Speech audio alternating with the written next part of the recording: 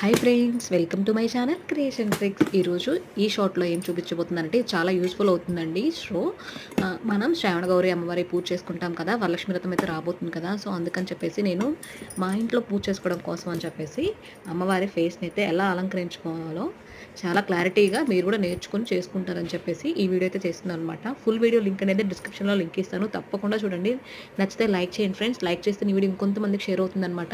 బయట మనం తెచ్చుకున్నా కూడా ఇంత హెవీ లుక్ అయితే రావట్లేదండి. సో అందుకని చెప్పేసి నేను అమ్మవారి ఫేస్ తెచ్చుకొని ఇయర్ రింగ్స్ దగ్గర నుంచి కిరీటం వరకు కూడా నేను చాలా చక్కగా నీట్గా క్లారిటీగా మీకు అర్థమయ్యేలా చెప్పి మరీ ఎక్స్ప్లెయిన్ చేశాను. ఎక్కడ కూడా కాంబినేషన్ వచ్చిన చోట వచ్చింది రాకుండా డిఫరెంట్గా ఉండాలి. చక్కగా మనం గుళ్ళో అమ్మవారి ఫేస్ చూస్తే కిరీటం ఎలా ఉండాలి అనేది ఒక ఫీల్ని మైండ్లో పెట్టుకొని చేశాను అనమాట. చాలా ఇష్టంగా చేశాను ఫ్రెండ్స్.